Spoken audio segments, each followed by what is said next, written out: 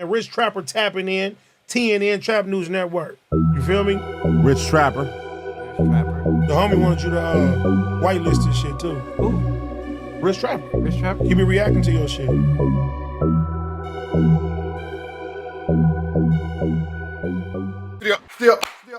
Rich Trapper tapping in, TNN Trap News Network. We back in the same, like cracking the same, man. Like, comment, subscribe. For more of this good content, we are going here at TNN Trap News Network. Some news you can use, some knowledge you can't get in Collegito, big dog. Like, comment, subscribe for my newest. Like, comment, subscribe for this good content. Hit the subscribe button, become part of the Rich Trapper Mafia. Hit that notification bell at the top. Hit all tapped in for the latest and the greatest. What we got going on here at TNN Trap News Network. Get into that if you ain't got into that. Make sure I get into my newest single, Your Love Ain't For Me, is out now on all streaming platforms. Hit the subscribe button, become part of the Rich Trapper Mafia. Make sure you get into that newest single and drop a comment, because the best comment between now and 50,000 subscribers will receive a $500 cash Appington. We giving away this good Chiliana here at TNN Trap News Network. So make sure you get into this Chiliana that we giving away. Good Chiliana we giving away here at TNN Trap News Networking 10. Make sure you get into that if you ain't got into that. We finna jump back into this Adam and Wack show. We got Adam 22. We got Wack talking about the Snoopy BA interview. Shout out to Snoopy BA, but not shout out to Snoopy BA. But real quick, speaking of shout outs, today is 610, man. Shout out to the Rolling 60s. Good hood day. Make sure y'all do it up safely, big dog. Shout out to all sides of that Rolling 60 neighborhood crib gang. Happy hood day to y'all, man. Make sure y'all celebrate live. Make sure y'all celebrate, I'm going to say inside where it's safe at, but y'all probably going to be outside. But if you're going to be outside, do it safely. Do it safely. So, you know, chunky neighbors. So shout out to the neighborhood Rolling 60s. Today is their hood day.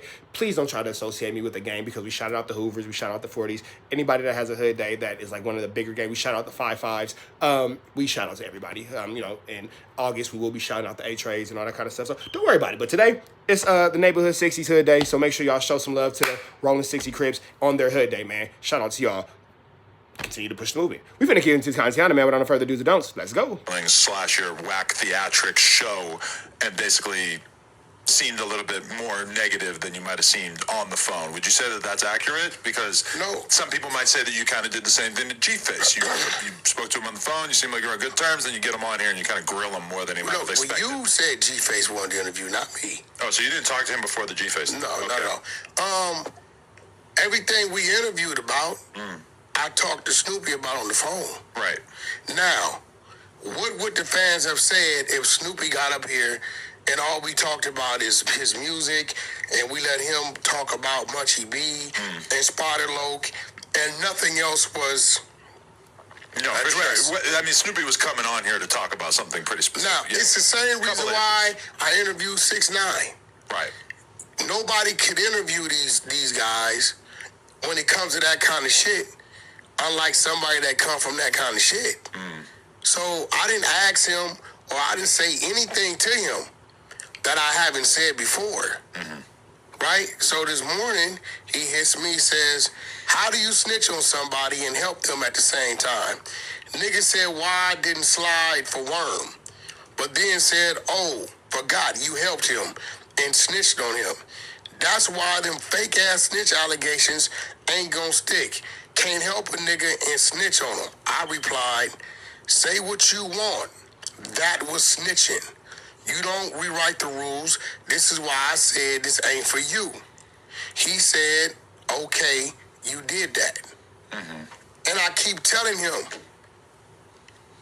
maybe you should go start another movement. But in this movement, that shit don't fit. It'll never fit. And you take offense to it because he's flying under the same banner that you've been under. I have to, you know. Would you care as much if he was representing a different flag? If he was representing a different flag, I would principles would be the same, but you wouldn't. I would still call him out on it. But no, you know, you gotta understand, I got a certain obligation too.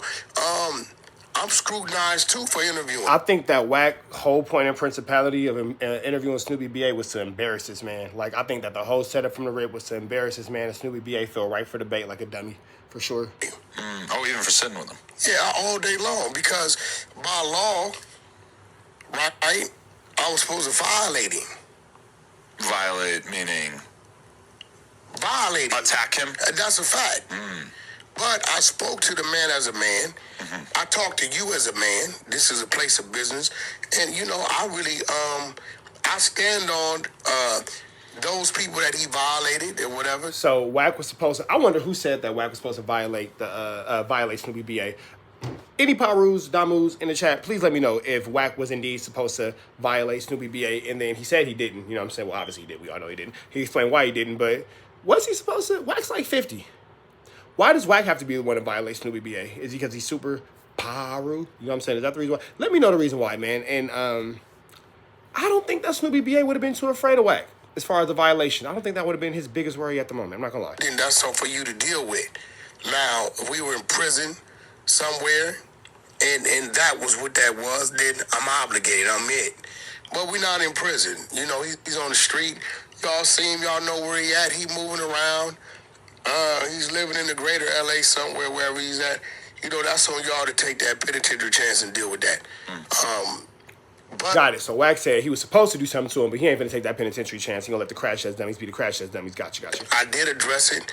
He respected my car. I asked him not to disrespect his neighborhood in front of me because his neighborhood is a Paru setting. When I hear anything like that, I hear everything that it represents, which at the end of it is Paru. And then that forces me to have to engage in something I don't want to engage in because I just want to do an interview. But no, it wasn't, I didn't set out to dogging. I just set out to have a real conversation. I mean, Adam, you've been sitting down with me for a while. You know when I'm on some bullshit versus I'm just speaking some real shit. I felt like you were harsher with G-Face.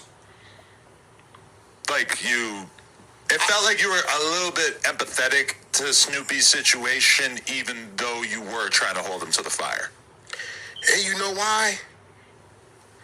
I gained a little respect for him. The 3 times I spoke with him, one thing that was consistent was, okay, baby girl, it's time for nap. Time for your nap. Hold on, daddy, about to make you some lunch. Right. Okay, come here, get your thing, let me do your hair. And even when booking the podcast with him, that was the biggest concern, was that he had to find time in which he wasn't taking care of the kids. He's fighting for custody with his kids. So, you know, that part of me, I like. Shout out to all the dads fighting for custody of their kids, man. Shout out to all the real dads putting in that real work for their real families and their real kids, man. We see y'all. That's why I said, like, bro, don't keep playing with this because the way you see it, right, is going to have you in a situation, another homie in a situation, and then maybe your kids without a father because you're dead or you in prison or you end up in a wheelchair. So it's like he doesn't understand that this is how this goes. I mean, bro, I don't know if you play football. If a keep jumping off sides, they're gonna take him off the field. You don't get it, bro. You can't move to the ball's height. I feel like one thing that always kind of stands out to me about the gang shit is that there doesn't seem like there's any room for forgiveness or learning or penance or, you know, like Snoopy even during the podcast is acknowledging that he might not have handled that situation in the best way, that if he knew what he knows now, he probably wouldn't have, testified on behalf of this guy or whatever it was. And it feels like he knows that, but he also is wrapped. And again, I want to go ahead and say it. If you didn't hear me clear myself up, I was told, well, we all saw G-Face say that it was a Southsider from Rivas that Snoopy told on, but it was actually a black dude allegedly from Avalon, from the Avalon Garden Project. So I want to make sure I clarify that. And I did get it wrong initially. This is like my 3rd or 4th video where I clarified it. But, you know, I don't mind clarifying myself. I got it wrong. And I'm man enough to admit when I'm wrong. It doesn't bother me. I got some information wrong and I'm getting it right. But, yeah, man, make sure we get that into the universe. Up in this gang culture where there is no room for you to ever have made a mistake. And it feels like if he was being totally honest, he would probably just say, yeah, I fucked up. I made a mistake. I wouldn't do it again. In most walks of life, that's an okay way to deal with most things. But in the gang shit, it's like, you f up once, your name is permanently But how seared. we see it is, once you do it once, you do it again. Now, let me tell you what's f***ed up about this. It's probably about 30% of the gang members put through the test. If you're going to tell or not, you under the light. We got another 70% out there that probably 60 to 70% of that 70% would tell. They've just been lucky enough not to be put in this situation. Right. I've been in this situation, accused of some shit I didn't do a couple times. Murders, robberies, booked me for it, and just fought it. It's a fucked up feeling.